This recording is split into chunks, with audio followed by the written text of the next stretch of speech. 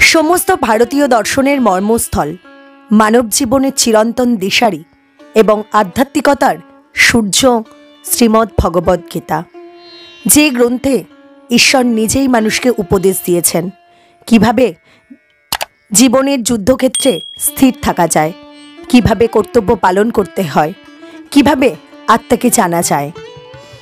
গীতা কেবল ধর্মগ্রন্থ নয়, এটি জীবন জ্ঞান, আত্মবোধ, কর্মশিক্ষা ও মুক্তির পথপ্রদর্শক। এই মহাগ্রন্থটি মহাভারতের ভীষ্ম পর্বের অন্তর্গত। যখন কুরুক্ষেত্রের যুদ্ধক্ষেত্রে অর্জুন বিভ্রান্ত, হতাশ ও মানসিক দোলাচলে ভুগছিলেন, তখন তার রথচালক ভগবান শ্রীকৃষ্ণ তাকে যে জ্ঞানের আলো দিয়েছিলেন তাই হলো গীতা।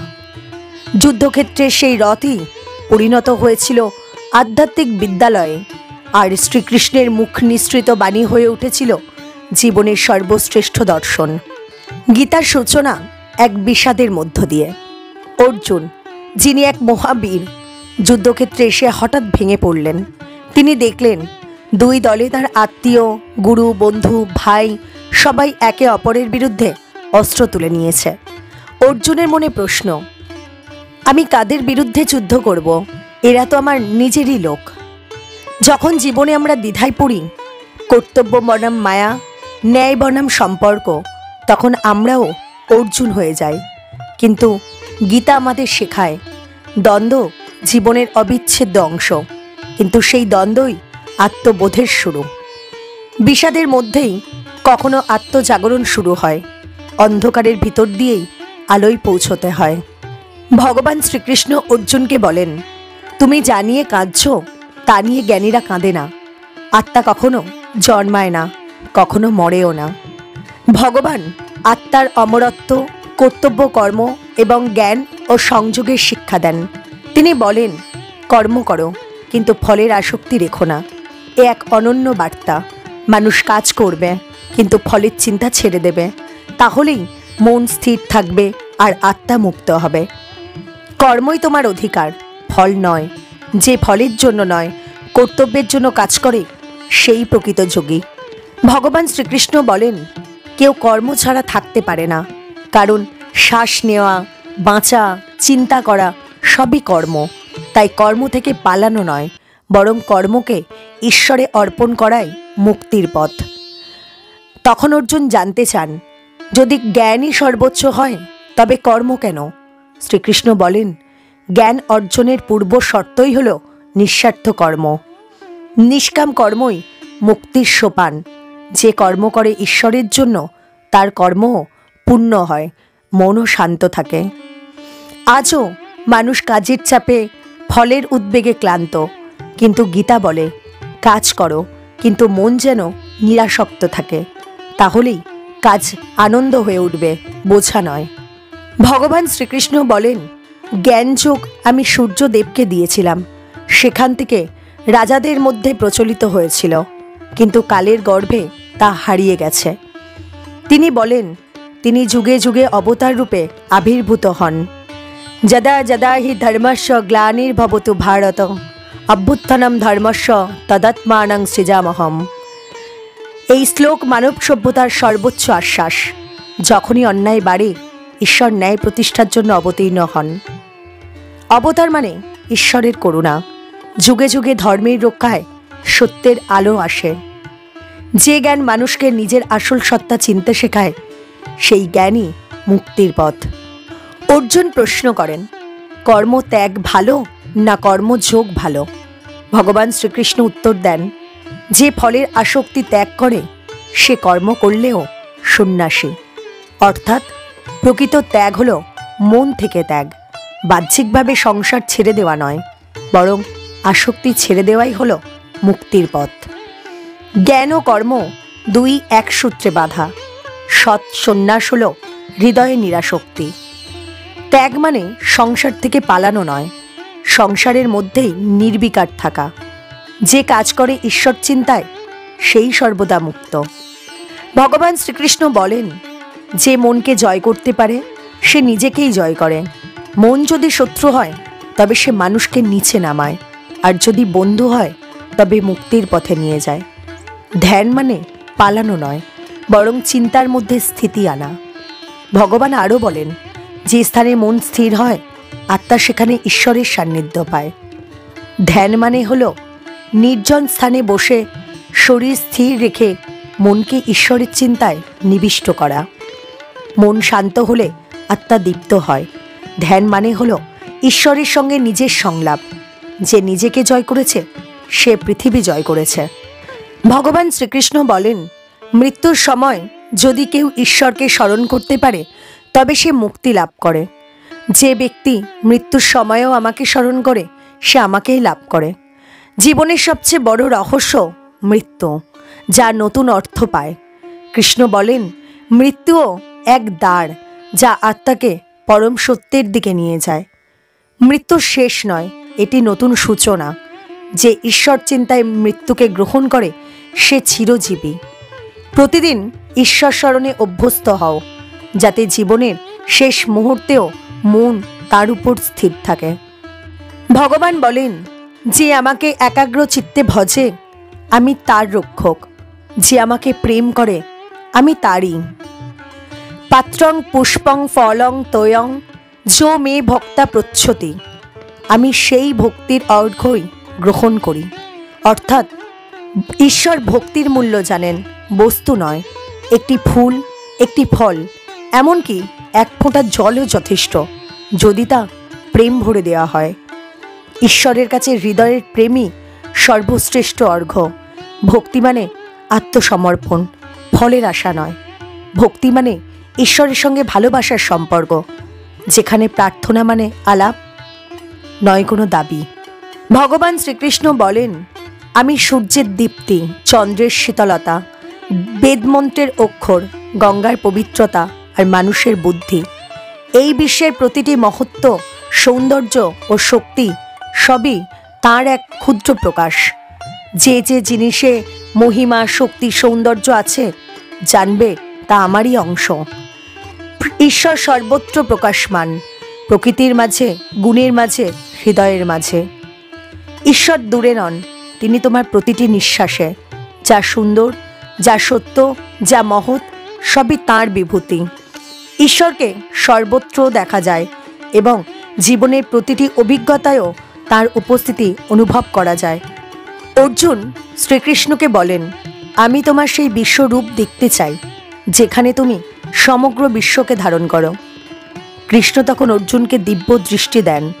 অর্জুন দেখেন অসংখ্য মুখ, চোখ, দীপ্তি, অসীম রূপের মধ্য দিয়ে সমগ্র ব্রহ্মাণ্ড কৃষ্ণের দেহে লীন। তিনি দেখেন জন্ম, মৃত্যু, সৃষ্টি ও বিনাশ সবকিছুই সেই এক ঈশ্বর রূপে অবস্থিত। অর্জুন বিস্ময়ে বলেন, তুমি আদিতে আছো, মধ্যেও আছো, অন্তেও আছো।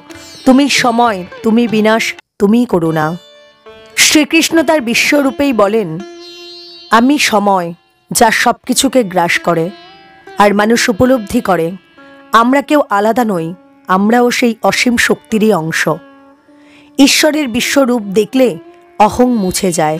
সত্যের প্রকাশে ব্যক্তি বিলীন হয়, কেবল এক থাকে। ঈশ্বরের সামনে বিনম্র হও, কারণ আমরা সকলেই তাঁরই রূপান্তর।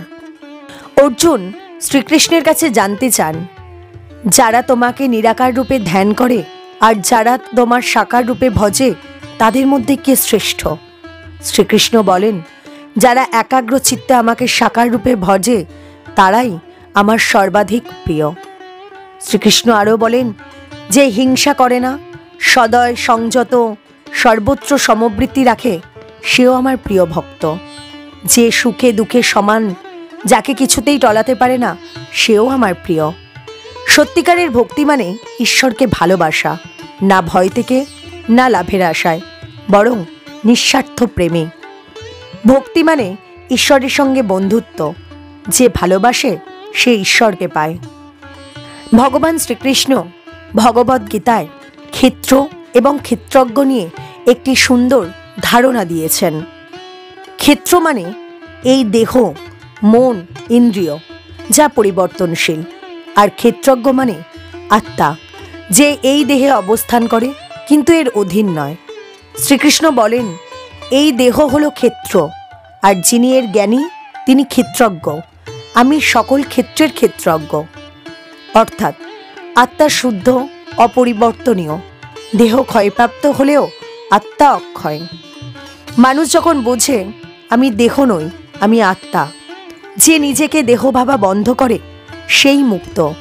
দেহ ক্ষয় হয় কিন্তু আত্মা চিরন্তন। ভগবান শ্রীকৃষ্ণ শ্রীমদ্ ভগবত গীতায় 3টি প্রাকৃতিক গুণের কথা বলেছেন: সত্য, রজ, তম। সত্যগুণ হল জ্ঞান, শান্তি, আলোক। রজগুণ হল ক্রিয়া, আকাঙ্ক্ষা, অস্থিরতা। এবং তমগুণ হল অজ্ঞান, অলসতা, জড়তা। এই 3 গুণই মানুষের মধ্যে ক্রিয়াশীল। কখনো আমরা সত্যগুণে, কখনো রজগুণে এবং কখনো তমগুণে অবস্থান করি। শ্রীকৃষ্ণ বলেন, যে ব্যক্তি এই 3 গুণকে অতিক্রম করতে পারে সেই মুক্ত। গুণের দাস নয়, গুণের সাক্ষী হও। যে জেনে যায় যে গুণী কাজ করছে সে আর আবদ্ধ থাকে না। মানুষকে তার গুণের উপর উঠতে হবে। শান্তি, ন্যায্যতা, জ্ঞান এগুলি বাড়াতে হবে, আর অহং, লোভ, অলসতা এগুলো ত্যাগ করতে হবে। শ্রীমদ্ ভগবদ্গীতায় ভগবান শ্রীকৃষ্ণ সংসার নিয়ে একটি সুন্দর দার্শনিক উপমা দিয়েছেন। এক অশ্বত্থ বৃক্ষ, যার মূল উপরে, শাখা নিচে। এই বৃক্ষই হল সংসার, যার মূল ঈশ্বর। মানুষ তার ইন্দ্রিয় ও কামনায় জড়িয়ে পড়ে এই বৃক্ষে। তখন ভগবান বলেন, বুদ্ধির তলোয়ার দিয়ে এই আসক্তির বৃক্ষ কেটে ফেলো, আর সেই পুরুষোত্তমের দিকে এগিয়ে যাও, যিনি এর অতীত। পুরুষোত্তম মানে যিনি পরম, যিনি সমস্ত গুণের ঊর্ধ্বে, যিনি নিত্য। জীবন এক উল্টো বৃক্ষ, মূল ঈশ্বরে, শাখা সংসারে। যে মূল খোঁজে সেই মুক্তির পথ খুঁজে পায়। সংসারের মোহ কাটিয়ে ঈশ্বর চিন্তায় স্থিত থাকো।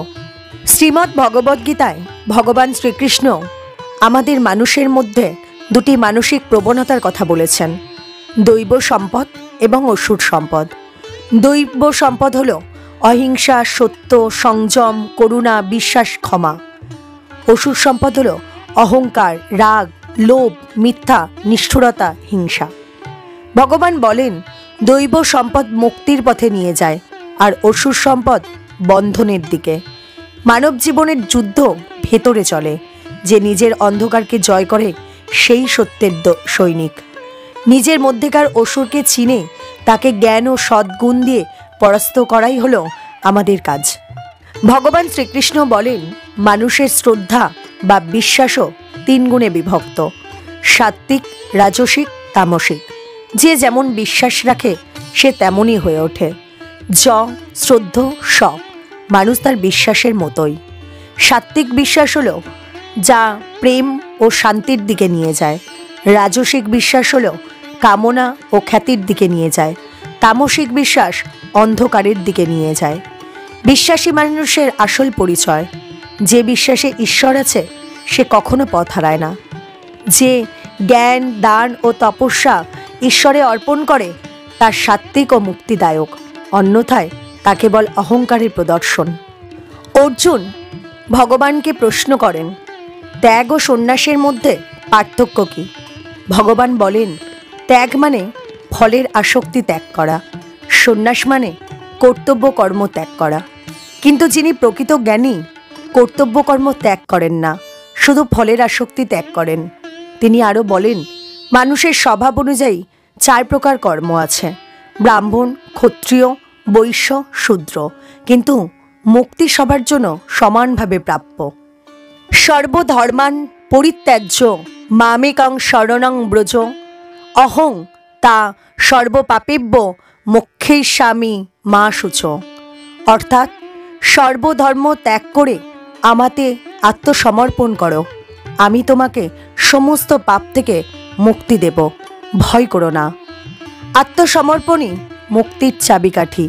যে নিজেকে ঈশ্বরের হাতে সঁপে দেয় তার ভয় থাকে না। সব শেষে অর্জুন বলেন, আমার মোহ দূর হয়েছে, আমি আমার কর্তব্য পালন করব।